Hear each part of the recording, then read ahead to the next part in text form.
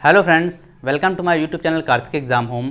देखिए, जैसा कि आप सभी को पता है कि एसएससी जीडी की जो नई भर्ती है उसको एसएससी ने क्या कहते हैं अपना ऑनलाइन डेट जारी कर दी है। किस दिन से वो ऑनलाइन कराएगा, किस माह में, किस मंथ में वो अपना एग्जाम कंडक्ट कराएगा, ये सारी चीज़ें उसने अपने आप को बता दिया है। ठीक है, मतलब उसने एसएससी ने जारी कर दिया है। अब सबसे बड़ी बात ये है कि कितनी वैकेंसीज आएंगी। तो एसएससी ने इस सितंबर माह तक जो अपडेट दिया है वैकेंसीज को लेकर एसएससी जीडी में, तो वो मैं आज की वीडियो में लेके आया हूँ कि अभी तक एसएससी ने कितना अपडेट दिया है। देखिए, अभी जो मैं आपको टोटल वैकेंसीज के आसपास बता दूं कि जब वैकेंसी आएगी आपकी नवंबर माह की जो डेट है, नवंबर माह में जब वैकेंसी आएगी तो लगभग वह 40 से 50 हज़ार के बीच में आएगी।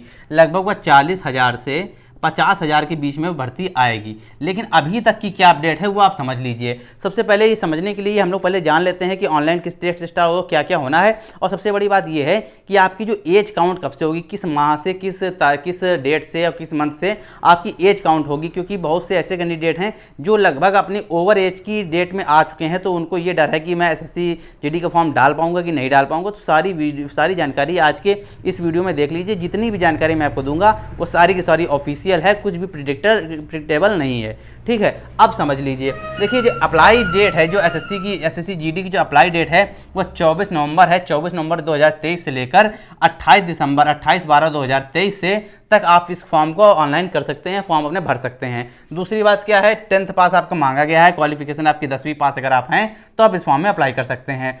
एग्जाम कब होगा आपका? एग्जाम डेट फरवरी 2024 बताई जा रही है। फरवरी 2024 बताई जा रही है। फरवरी में एग्जाम होता है तो मार्च और अप्रैल तक आपका डेट आ जाएगा। नहीं तो इसके बाद आचार संहिता लागू हो जाएगी। फिर बहुत सी चीज़ें इसके बाद जो है काम थोड़ा स्लो होगा क्योंकि अगले वर्ष चुनाव है। ठीक है, तो अप्रैल मतलब मार्च से लेके अप्रैल के बीच में आपका रिजल्ट भी आने का मतलब पूरी तरीके की संभावना है। मतलब आ ही जाएगा एक तरीके से। आप ये मान के चलिए रिटन एग्जाम का रिजल्ट जो है वो आ जाएगा। अब क्या कहते हैं, फीस कितनी है? देखिए, जनरल कैटेगरी वालों के लिए, ओबीसी कैटेगरी वालों के लिए और जनरल के जो ईडब्ल्यूएस कैंडिडेट हैं उनके लिए 100 रुपये रखी गई है। बाकी एससी, एसटी और फीमेल के लिए 0 रुपये रखी गई है। अब क्या कहते हैं, बीएसएफ में अभी तक सितंबर माह में लिख दे रहा हूं, सितंबर मंथ अपडेट। ठीक है, अभी तक क्या अपडेट है? तो देखिए, अभी तक की जो अपडेट है तो बीएसएफ में बताई जा रही हैं आपकी, बीएसएफ में आपकी बताई जा रही हैं 4000। ये ऑफिशियल है, मैं कुछ भी प्रेडिक्टेबल नहीं बता रहा हूँ अपनी तरफ से। ये ऑफिशियल जो डेटा है वो बता रहा हूँ। 4445, 4445 या असम राइफल्स, इसको एआर मैंने लिखा हुआ शॉर्ट फॉर्म में, असम राइफल्स जो है वो 1369, 1369। आईटीबीपी में 234, सीआरपीएफ में 3163, मतलब 3163। एसएसबी में अभी तक कोई डेटा नहीं आया है, 0 वैकेंसीज हैं अभी तक।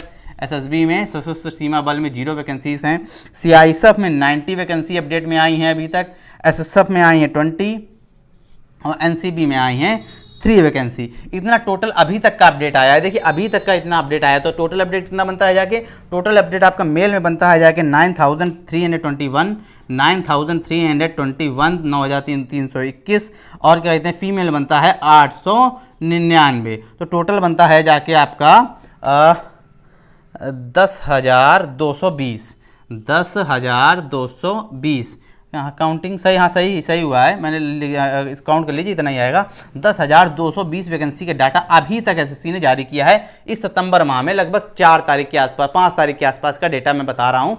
अभी तक उसने इतना डेटा अपना जारी किया है। अभी डेटा 2 महीने, अगले 2 महीने बाद वैकेंसी आनी है, 2 महीने से भी ज़्यादा समय है अभी। तो अच्छा खासा डेटा आपका बढ़ेगा जब वैकेंसी जो आएगी आपकी लगभग 40 से 50 हज़ार के बीच में ही आएगी। अभी तक शायद 47 से 48 हज़ार भी बताई जा रही है कि इतनी वैकेंसीज आनी है। लेकिन अभी तक का डाटा मैंने इसलिए बताया है कि आप जो तैयारी करेंगे उस लेवल से तैयारी करेंगे कि मतलब आपको कौन सी पोस्ट चाहिए, कौन सा डिपार्टमेंट आपको चाहिए, कितनी आपको मेहनत करनी है, किसमें कितनी कम वैकेंसी, किसमें कितनी ज़्यादा वैकेंसी हैं। जिसमें ज़्यादा वैकेंसी है उसमें कम नंबर में भी आपको मिल जाएगा डिपार्टमेंट, जिसमें कम वैकेंसी होती है उसमें आपको ज़्यादा मेहनत करनी परेगी। सिंपल सी बात है, सिंपल सा लॉजिक है, इसमें कोई बड़ी बात नहीं है बताने लायक। अब सबसे बड़ी बात ये है कि आपकी एज कब से काउंट होगी। फिलहाल क्या कहते हैं, बीएसएफ में आपकी सबसे ज़्यादा पोस्ट बताई जा रही है फिलहाल। लेकिन जब आपका वैकेंसी सब आ जाएंगी, टोटल वैकेंसी जब नवंबर में आएंगी, जब आपको पता चलेगा तो आप ये देखने को मिल सकता है कि आपकी सीआरपीएफ में सबसे ज़्यादा वैकेंसी आपकी सीआरपीएफ में रह सकती हैं। ठीक, ऐसा भी बताया जा रहा है, ये प्रेडिक्टेबल में बता रहा हूँ, अभी ऐसा बताया जा रहा है कि सबसे ज़्यादा सीआरपीएफ में देखने को मिल सकती है, लेकिन फिलहाल डाटा अभी एसएसबी पर आगे है। ठीक है, अब एज आपकी कब से काउंट होगी? देखिए लगातार जो हर साल जब वैकेंसी आती है एसएससी जीडी को, एसएससी जीडी की, तो ये देखा जाता है कि जो आपका जो डेट है वो काउंट होता है आपका 1 अगस्त से, 1 अगस्त। ठीक, इस डेट से आपकी डेट काउंट होती है। लेकिन जब पिछली वैकेंसी आई थी 2022 वाली जो वैकेंसी थी, उसका डेटा जो है वह जो उसकी जो एज काउंट हुई थी वह 1 जनवरी से हुई थी। लेकिन उसके पहले भी जो वैकेंसीज आई हुई थी उसकी भी एज काउंट 1 अगस्त से ही हुई थी। तो आप ये मान के चलिए जब आपकी नवंबर में वैकेंसी आएगी तो आपकी जो एज काउंट होगी वह 1 अगस्त से ही होगी। अगर आप 1 अगस्त तक आपकी जो डेट ऑफ जो क्या कहते हैं क्राइटेरिया है डेट ऑफ बर्थ का, वो 1 अगस्त से ही काउंट होगा। अगर आप उस क्राइटेरिया के अंतर्गत आते हैं तो आप फॉर्म डाल सकते हैं, वरना आप फॉर्म को नहीं डाल सकते हैं। सिंपल सी बात है। और एक चीज़ मैं और बता दूं, जब जुलाई से दिसंबर के बीच में वैकेंसी आती है, मैं आपको सिंपल से एक लॉजिक समझा दे रहा हूं। जुलाई से दिसंबर के बीच में जब वैकेंसी आती है तो डेटा आपका जो होता है, जो डेट ऑफ बर्थ का डेटा होता है, या तो 1 जुलाई से काउंट होता है या 1 अगस्त से काउंट होता है। ठीक है, जब आपकी वैकेंसी जनवरी से लेकर जून के बीच में आती है, तब आपका जो डेटा है, एज का डेटा है, वो 1 जनवरी से काउंट होता है।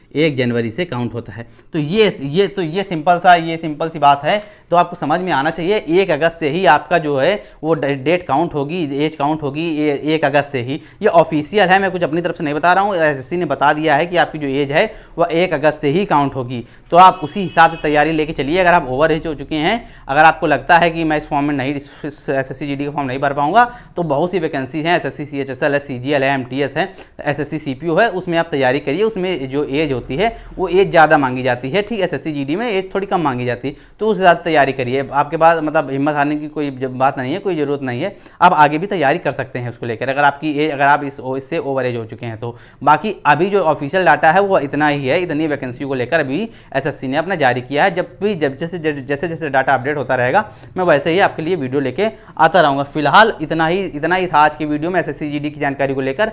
अगर ये वीडियो आपको यूज़फुल लगा हो कि अच्छा कि कहते हैं आपके लिए वीडियो बहुत यूज़फुल है, तो इस वीडियो को जरूर लाइक कीजिएगा, और चैनल को सब्सक्राइब नहीं किया तो प्लीज़ सब्सक्राइब भी जरूर कर लीजिएगा।